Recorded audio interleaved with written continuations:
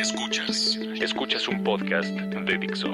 Escuchas Fuera de la Caja con Macario Esquetino por Dixo, la productora de podcast más importante en habla hispana.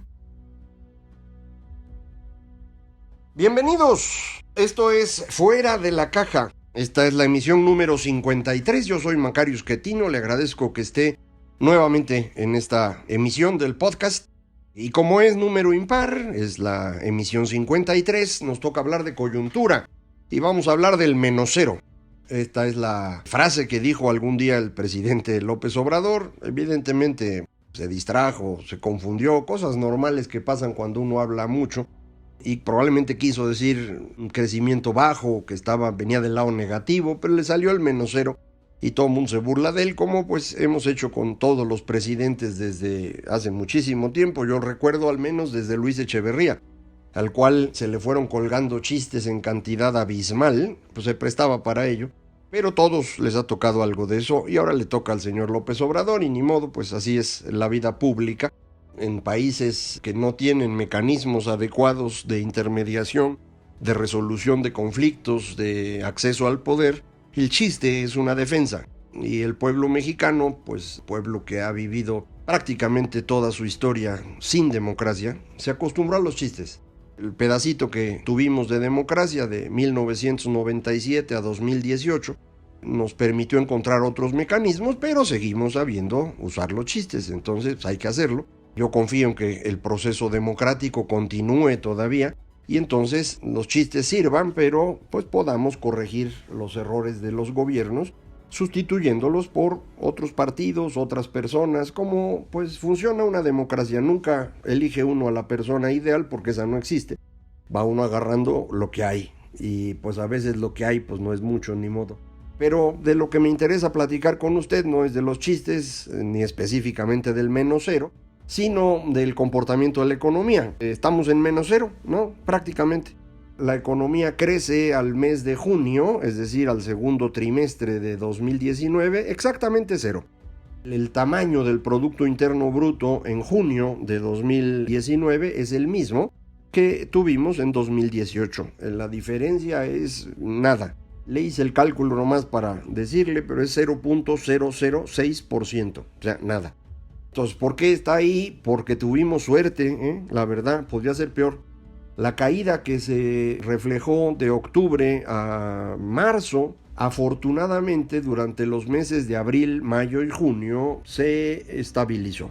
No se recupera, pero ya no sigue cayendo. Entonces esos tres datos que tenemos, alrededor de 0 los tres, y de hecho promedian 0 esos 3 meses, pues nos permiten pensar que ya estaríamos en un lugar estable. Es decir, si no pasa nada externo, deberíamos mantenernos alrededor del 0. Uno diría, no, pues sí, pero deberíamos crecer y deberíamos, pues sí, deberíamos lo que usted diga, pero no se puede. Y no se puede porque el crecimiento en una economía pues puede ocurrir por alguna de, ¿qué le gusta? 4 razones voy a poner, que no son de la misma importancia las 4, pero son 4. Una es el consumo de las personas. Esto es lo más grande que hay en prácticamente todas las economías, salvo en China o en países que realmente son muy pobres. En todos los demás países el consumo representa 60-70% del tamaño de la economía. Pero el consumo no se mueve solito, el consumo se mueve de acuerdo a cómo se mueve la economía. Si hay más dinero, la gente compra más, si hay menos dinero, la gente compra menos. Puede ocurrir, como nos está pasando ahorita, que a pesar de que la economía se empieza a frenar, la gente sigue comprando.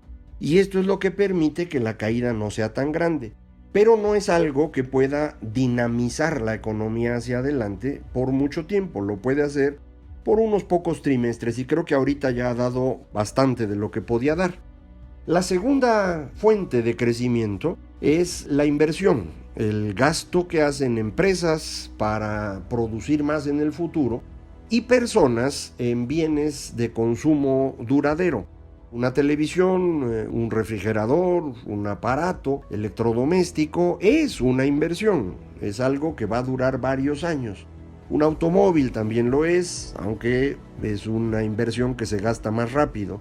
Una casa sin duda es una inversión. Esto es lo que se desplomó en México. El desplome tiene dos orígenes. Uno es una tendencia global a menor inversión que ya llevaba un rato, que en México se había estado notando, pero esta caída se acelera muchísimo con la cancelación de la construcción del aeropuerto en Texcoco. Hay muchas personas que no quieren aceptar que esa decisión fue muy costosa para el país, pero pues toda la evidencia nos apunta hacia allá. Esto no quiere decir que toda la caída económica tenga su origen en esa cancelación. Como le decía yo ahorita, la menor inversión tiene dos fuentes. El fenómeno global de menor inversión que llevaba varios años, pero el desplome se da alrededor de la cancelación del aeropuerto. Entonces el desplome sí es nuestro. Es una crisis autoinfligida que ha derrumbado la inversión, específicamente construcción, pero también compra de maquinaria y equipo. Esto es lo que ha frenado la economía y diría uno, bueno, pues el consumo medio le aguantó. ¿Qué otras fuentes de crecimiento hay? Las otras dos que nos quedan son el gobierno y el sector externo. El gobierno en México ha ido reduciendo su gasto. La reducción del gasto del gobierno en inversión ya tenía un buen rato, ya seguido. Ahí no le veo yo diferencia con lo anterior, sigue más o menos el mismo ritmo que traía en los últimos 3 años de Peña Nieto y forma parte de lo que me referí como inversión en su conjunto. La otra parte, el gasto público, ha sufrido una caída de 4% más o menos. Y esto es producto, claro, del inicio de un nuevo gobierno. Cada vez que hay una administración nueva, pues los que llegan no le entienden bien, no saben dónde está el baño, no saben dónde está la máquina de escribir, no saben cómo se hace un oficio. Eso siempre pasa. Pero en esta ocasión es mucho peor, porque corrieron a mucha gente. Es decir, el gobierno mexicano perdió una cantidad de capital humano que es brutal. Creo que nadie ha hecho ese análisis adecuadamente, pero fue una pérdida espantosa. Y la gente que llega en su lugar no tiene experiencia, ni administrativa, ni de gobierno, ni de nada. Estoy hablando en general, indudablemente habrán llegado personas muy capaces en algunos pedacitos, pero la generalidad es de una situación realmente complicada, no le entienden. Y esto ha provocado que la caída en el gasto público sea más profunda y más duradera que cualquier otro fenómeno de inicio de gobierno desde los tiempos de Miguel de la Madrid, que entró en crisis y bueno, esa fue una situación distinta. De manera pues que ya hablamos de 3 de los motores de la economía, el consumo, que ahí va aguantando, pero le digo, es muy difícil que solito saque a la economía. La inversión, que es un gran motor y está hundido, el gasto público, que es un motor más chico, pero también está hundido, y ya nada más nos queda el sector externo. Y en el sector externo, pues tenemos el asunto de que se está vendiendo menos. Se está vendiendo menos rápido. Digamos, siguen creciendo las exportaciones, pero lo hacen cada vez a un ritmo menor. Ciertamente el pleito de Estados Unidos y China a muchas personas suena atractivo porque dicen, podemos sustituir a China como proveedor de Estados Unidos. Y sí, sin duda puede ocurrir, pero es un fenómeno que va a tardar 1 añito, 2 añitos. Porque pues no es nada más de que ahora empiezan a producir cosas aquí. Ahora, eso va a ocurrir cuando haya inversión. Si no está habiendo inversión hoy, esto significa que pues no vamos a estar sustituyendo a China, Vamos a estar exportando más de lo que ya producimos, pero no va a haber más plantas para exportar. Entonces algo necesitamos hacer para convencer a las empresas globales de que se vengan para acá. Si lo logramos, eso podría dar un impulso a la economía y ya con eso pues podríamos ir creciendo algo. Pero pues de momento, si yo tuviera que hacer una estimación de lo que va a pasar, yo le diría, pronostique 0 crecimiento para 2019 y para 2020 y para 2021 y así hasta acabar este gobierno. La razón muy simple, el consumo, le decía, ahí va a seguir. La inversión no creo que se recupere mientras el señor López Obrador sea presidente, porque pues si fue capaz de cancelar Texcoco puede hacer cualquier cosa, y yo creo que a nadie se le va a olvidar lo de Texcoco. Si fuera otro presidente, ya lo habíamos platicado, que por cierta razón decidió algo, pues le podríamos creer, pero este es un presidente que ha hablado mal del sector privado toda su vida, y luego llega y cancela el aeropuerto, pues yo no creo que le crean nunca más. Podría ser que se diera cuenta que se equivocó y corrigiera, pues sí puede pasar, como no. Pueden pasar tantas cosas. La probabilidad de eso, en mi opinión, es 0. Pero si usted quiere tener fe, adelante, yo no me voy a meter en eso. Entonces, si ya no fue la inversión, podría ser el gasto público. Pues es que el gobierno no tiene dinero, mano. Y no lo puede tener. ¿De dónde lo podría sacar? Si lo saca de impuestos es porque le quita dinero a las personas para usarlo el gobierno. Pues entonces eso va a significar menos consumo de las personas y más consumo del gobierno. Si eso lo hacen con toda la eficiencia del mundo, quedamos igual que antes. Si algo les falla en el camino, la economía se contrae. Entonces por ahí no va a salir. Pues nos quedó el sector externo, ¿no? El que le decía que si tenemos suerte, pues a lo mejor en el pleito con China y ahí nos vamos acomodando. Pues esa es la forma optimista de ver las cosas. La forma pesimista es que cuando se destruye comercio internacional, todos pierden. No es que quitas a China y pones a México como sustituto. Es que al reducir el comercio global, la dinámica de la economía mundial se detiene. Si usted ve las estimaciones que tienen ahora las agencias internacionales sobre el crecimiento global, son cada vez menores, porque efectivamente este pleito nos cuesta a todos y nos va a costar a los mexicanos. Que a lo mejor en 2 o 3 años eso nos abre un espacio, pues sí, pero falta ver. Entonces yo no puedo en este momento decirle, no, sí, mire, el año que entra ya vamos a estar exportando todo lo que China exportaba. Pues no hay cómo. Entonces, pues no hay ninguna fuente de crecimiento. Si no hay ninguna fuente de crecimiento, cero, parejito. No es tan mal escenario, ¿eh? Un crecimiento cero, con la inflación controlada, con tasas de interés empiezan a bajar, pues es un espacio en donde uno puede sobrevivir. No vamos a hacernos millonarios. La población en México ya prácticamente está dejando de crecer. Entonces, a lo mejor la libramos, ¿eh? No es tan feo. Obviamente sería mejor crecer al 2%, como crecíamos durante esos años horribles del neoliberalismo. Pero ya no va a haber de eso, entonces, pues cero.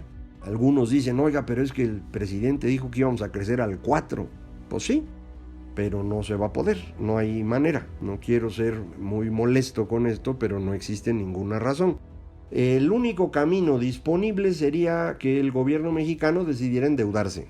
Es decir, que empezara a incurrir en un déficit público, un déficit del gobierno, déficit primario, para con ello generar crecimiento, trayendo el dinero de fuera, metiéndolo a la economía, efectivamente uno crece.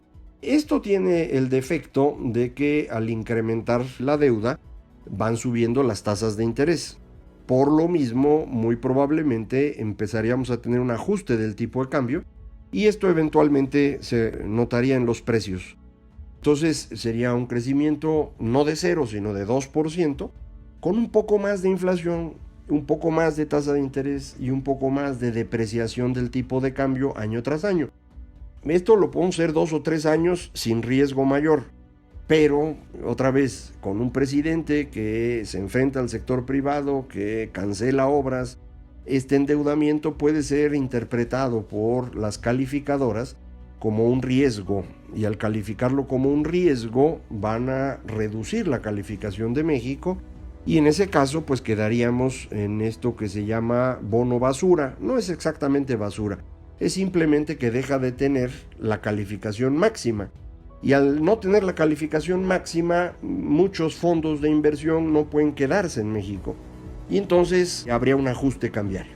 A eso a lo que le tiene miedo López Obrador, y por eso no ha querido endeudarse. Pero va a tener que decidir qué quiere, crecer 0 o crecer 2 con deuda. Acuérdense, López Obrador no es un economista, no le entiende a esto. Él es un político, le entiende al poder, quiere ganar 2021. Yo creo que sigue sin saber para qué, pero quiere ganarlo. Entonces, eso es lo que va a estar evaluando. Si el 0 le alcanza, si mejor le conviene el 2, si el riesgo de que le quiten el grado de inversión antes de la elección del 21 podría significar el dólar en 22 o 23 pesos y por lo tanto todo el mundo lo odiaría. En eso está, ¿no? Yo creo que esa va a ser su gran preocupación. Sería más fácil todo, ¿no? Podría decir, ya no voy a hacer dos bocas, voy a concentrar Pemex en pura producción de petróleo y nada de refinación, y voy a volver a hacer el aeropuerto en Texcoco. Me canso, como dice él, que con eso podría recuperar el comportamiento de la economía, pero son de esas cosas que son difíciles. Reconocer que uno se equivoca es difícil para todos los seres humanos, para los políticos lo es más, y para cierto tipo de políticos es algo impensable. Ahí está el señor Donald Trump, está también Andrés Manuel y muchos otros. No es un asunto personal, así es como funciona Entonces, yo creo que si usted quiere hacer estimaciones económicas, le digo, el escenario base es crecimiento cero, que yo insistiría no es una situación grave. Ahora, es posible que datos que tenemos hasta hoy no se confirmen y que empecemos a ver una mayor caída más adelante. Si es así, yo con gusto aquí le voy a estar informando, pero por el momento yo no me preocuparía demasiado. Yo lo que estaría ya prácticamente aceptando es esto: la economía crece cero. Para la mitad del país ese crecimiento cero no tiene mayor importancia, es lo que han crecido los últimos 25 años. Pero pues te habían puesto sus esperanzas en que iba a ser distinto, ya no lo va a ser. La otra mitad del país, que ha estado creciendo al 4 o 5%, es la clave de todo esto. Porque esa mitad del país ha crecido con base en exportaciones, y le digo, el sector externo se ha estado frenando un poco, empieza a crecer cada vez menos, y no sé si este enfrentamiento China-Estados Unidos en algún momento se convierta en una recesión global o estadounidense. En cualquiera de los dos casos, para México sería un costo adicional, algo que nos metería una dinámica diferente. Esa es la mala fortuna del asunto, ¿no? Si el cero a mí no me preocupa, pero estar en cero y que en esas circunstancias llegue la recesión global, pues va a ser un problema. Acuérdense, las recesiones son normales.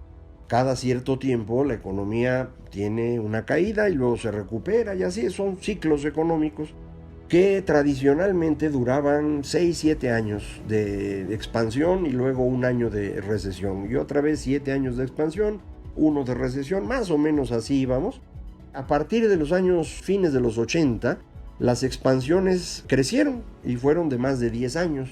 Por ejemplo, de 92 a 2001, ¿no? Son 9 años. Esos fueron de expansión en Estados Unidos. Y luego de ahí hasta 2008, pues ahí otra vez fueron 7 años.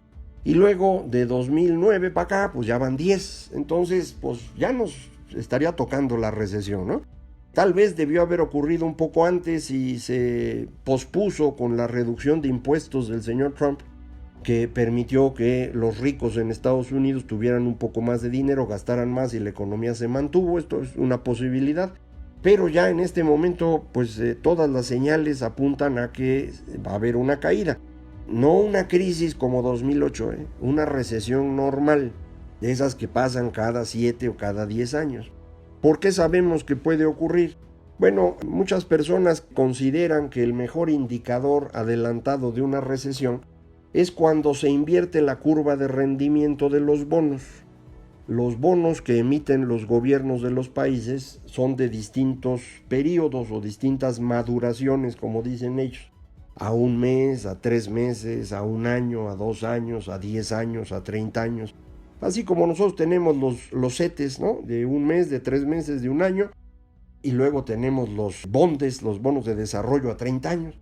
Bueno, en Estados Unidos igual tienen sus papelitos el gobierno para distintos periodos.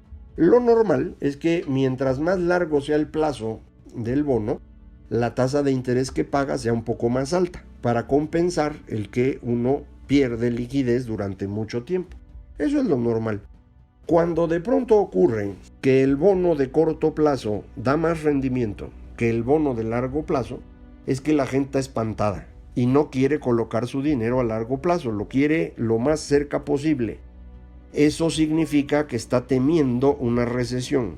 Y cuando todo mundo teme una recesión, la recesión ocurre. Es el famoso fenómeno de la economía, la profecía autocumplida. Bueno, pues ahí estamos. Si usted compara el bono de 3 meses con el bono de 10 años en Estados Unidos, desde mayo se invirtió la curva. Si compara el bono de 2 años con el de 10 años, el momento de inversión o reversión de la curva ocurrió el lunes 26 de agosto. Había estado pegando cerca durante todas una semana o 2 semanas antes de eso, pero el lunes 26, ¡puc!, por fin quedó abajo. Entonces se invirtió ya la curva y esto dice, bueno, a partir de la inversión de la curva, calcúlale 10-12 meses para que empiece la recesión. Entonces esto diría, bueno, pues para el próximo año más o menos estas fechas habría recesión. Y híjole, sería una cosa bien interesante porque ocurriría ya muy cerca de la elección del señor Trump y nos agarraría a nosotros justo iniciando el proceso electoral de 2021 y en una situación vulnerable. está tan interesante que vamos a esperarnos un par de semanitas a ver cómo se pone el mercado y aquí vamos viendo a ver si le podemos poner una fecha más clara a ese fenómeno. Mientras tanto, yo le agradezco muchísimo que me haya escuchado. Recuerde usted, Macario MX, Twitter, @Macario MX, correo electrónico macario@macario.mx y página electrónica www.macario.mx. Muchísimas gracias, esto fue Fuera de la Caja.